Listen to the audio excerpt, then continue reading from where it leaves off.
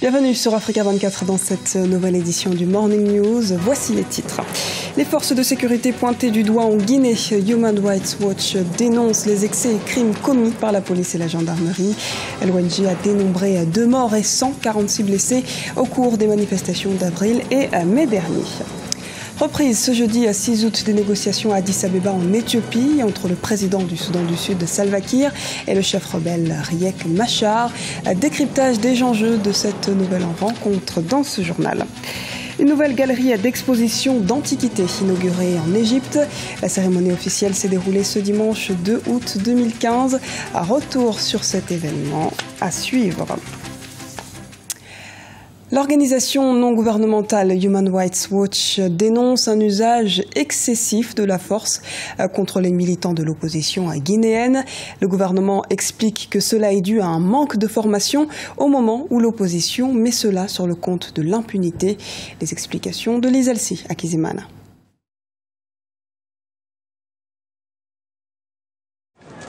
La Guinée face à la recrudescence de la violence. L'organisation non gouvernementale Human Rights Watch vient de sortir les résultats de la recherche Guinée, excès et crimes commis par les forces de sécurité. Un rapport qui fait état d'usage excessif de la force contre les militants de l'opposition. Des heurts qui ont eu lieu en avril et en mai et qui ont fait 2 morts et 146 blessés. Des incidents que le gouvernement met sur le compte d'un manque de formation des policiers et des gendarmes. Le rapport, et on a trop souvent tendance à l'oublier, met également en lumière l'extrême violence des manifestants qui sont armés d'objets tranchants, de machettes, de barres de fer, de frondes avec des billes de fer qui causent d'énormes dégâts. Et donc, confronter des jeunes surexcités, conditionnés et extrêmement violents à des policiers pas suffisamment formés ou alors tout simplement pas formés du tout, donne ce cocktail explosif et ces violences qu'on enregistre, que nous regrettons tous et qui malheureusement pour le moment n'ont pas trouvé une solution définitive. L'opposition rejette cet argument et dénonce plutôt une augmentation de l'impunité, surtout dans les rangs des forces de l'ordre. On a eu 57 blessés par balle. Cette fois-ci, la majorité d'entre eux ont été atteints dans les jambes parce qu'ils n'ont pas visé le temps, si bien qu'il y a eu moins de morts que d'habitude. Mais ce n'est pas encore 2, on a eu au total 5 morts. Dont un à la baie qui a été bastonné par un policier jusqu'à ce que sa mort s'en suive. Le problème, ce n'est pas lié à la formation, le problème, c'est le résultat de l'impunité accordée aux agents de force de l'ordre. Depuis que M. Alpha Condé est au pouvoir, on a perdu 63 jeunes tués à bout portant par les forces de l'ordre. Jamais une enquête n'a été ouverte. Pour réaliser ce rapport, Human Rights Watch a mené des enquêtes dans 6 quartiers de la banlieue de Conakry, la capitale. L'ONG a aussi visité et examiné les dossiers de 7 cliniques et hôpitaux qui ont soigné les blessés. Elle a également procédé à des entretiens avec 111 Guinéens de différents groupes ethniques et partis politiques victimes ou témoins des violences. La Cour suprême du Sénégal devait statuer ce jeudi sur l'affaire Karim Wade, condamné à 6 ans de prison ferme. Ceci après les 7 recours déposés par les avocats de l'ancien ministre contre l'arrêt rendu le 23 mars par la Cour de répression de l'enrichissement illicite. La défense juge cette audience illégale, en particulier le non-respect de certains délais de procédure. Ce jeudi, ils ont même décidé de boycotter la séance, tout comme les audiences suivantes. Les précisions de Sir Clédor, l'un des avocats de l'ancien ministre Karim Wade. Pour le 20 août, ils ont mis en délibéré un dossier où nous n'avons pas participé. Donc nous n'y serons pas, il est clair. Mais j'ai dit que j'espère qu'ils vont s'ils rabattent le délibéré et réouvrir les débats, à partir de ce moment déterminé, nous aurons apprécié par rapport à la situation. C'est le système judiciaire qui ne présente pas des gages sérieux permettant l'organisation d'un procès équitable. Nous n'en avons rien contre le conseiller Bal. C'est un promotionnaire, un magistrat vertueux et tout, mais à un moment donné, la confusion de casquettes qui a fait de lui un conseiller juridique politique à la place d'un conseiller juridique aboutit à cette situation. Donc il appartenait à la Cour de savoir que ce même magistrat, c'est le magistrat qui doit siéger, a eu à émettre une opinion dans le sens effectivement d'une présomption de culpabilité. Donc il ne pouvait pas présenter des gages d'impartialité. Les négociations intersoudanaises ont repris ce jeudi 6 août à Addis Abeba en Éthiopie. La médiation reste assurée par l'IGAD, l'organisation intergouvernementale est-africaine. Les discussions tournent principalement autour d'une répartition géographique du pouvoir. Les précisions de Lise Elsi Akizimana. Le Soudan du Sud renoue avec le dialogue. Les représentants du président Salva Kiir et du chef rebelle Riek Machar retrouvent la table des négociations depuis ce jeudi 6 août 2015 à Addis Abeba en Éthiopie. Objectif, arriver à un accord de paix et mettre fin à la crise politique que traverse le pays. Les enjeux de cette négociation sont bien entendu et d'abord un enjeu de pouvoir. Il s'agirait donc, encore une fois, de chercher quelles sont les voies et moyens par lesquels d'abord on peut obtenir un cessez-le-feu, puis trouver le moyen le plus adéquat pour qu'une solution négociée soit trouvée pour celui qui gouvernera ce pays dans les prochaines années.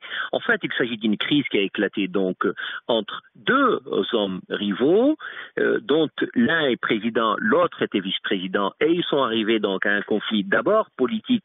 Alors il a sans doute une connotation ethnique, mais enfin il est d'abord politique, et donc c'est toujours très facile de donner une explication ethnique à un problème politique. Ces négociations dirigées toujours par l'IGAD, l'organisation intergouvernementale est-africaine, se déroulent pour la 8e fois. Cette fois-ci, les délégations ont jusqu'au 11 août pour arriver à un compromis. Aujourd'hui, la situation est différente. C'est-à-dire que nous avons d'une part le Conseil de sécurité des Nations Unies qui lui donne un ultimatum et l'IGAD, elle, qui donne 11 jours. L'ultimatum des Nations Unies consiste à dire trouver une solution, sinon nous allons procéder à des sanctions ciblées, gel des avoirs, refus des visas, etc. Et puis, de l'autre côté, l'IGAD qui donne 11 jours pour éventuellement une signature le 11 août et probablement paraphée par les deux chefs de guerre. Les deux parties ont déjà signé puis violé cet accord de cessez-le-feu. Les négociations entre le camp gouvernemental et celui de Riek Machar butent sur un accord de partage de pouvoir. Le peuple du Soudan du Sud espère que ces négociations seront les dernières. Elles devraient arriver à un accord de paix qui serait signé le 17 août 2015. Le processus électoral est amorcé en Centrafrique. Près de 500 000 électeurs sont déjà inscrits en vue de l'élection présidentielle d'octobre 2015. Le recensement démarré officiellement le 26 juillet se poursuit. L'insécurité dans certaines localités du pays ne facilite pas l'opération. Se pose également le problème des populations déplacées. Les précisions d'Ibra Khadindiaï. Les inscriptions sur les listes électorales en vue de la présidentielle se poursuivent en République centrafricaine. Démarré le 26 juillet 2015, les autorités annoncent aujourd'hui que près de 500 000 électeurs sont déjà inscrits depuis le début du processus. L'inscription sur les listes électorales en République centrafricaine est difficile en Afrique de façon générale et beaucoup plus difficile encore en République centrafricaine pour des raisons que l'on connaît tout à fait, qui tiennent au fait qu'une grande partie de la population centrafricaine a été délocalisée, mais aussi parce que dans ce pays, il n'y a pas eu de réel recensement de la population et de réel établissement de listes électorales dans un passé proche. 500 000 inscrits, c'est un score qui est honorable lorsque l'on sait que les opérations n'ont démarré en réalité depuis un mois, mais c'est un score qui est encore très en deçà. 500 000 électeurs recensés, ça représente essentiellement la ville de Bangui. Lors du dernier scrutin organisé en 2011, le nombre d'électeurs officiellement inscrits était d'environ 1,8 million sur une population de plus de 4,5 millions d'habitants. Aujourd'hui, la crise a provoqué le déplacement de nombreuses personnes, ce qui complique l'opération. 600 000 Centrafricains sont installés au Cameroun, au Tchad, en République démocratique du Congo et au Congo. Alors concernant les personnes réfugiées et les personnes déplacées en République centrafricaine, il y a eu une controverse sur le point de savoir s'ils pouvaient voter ou non. Cette controverse aujourd'hui n'a plus lieu d'être puisqu'elle a été tranchée positivement par la Cour constitutionnelle de transition qui a dit que les réfugiés en tant que citoyens centrafricains avaient le droit de voter.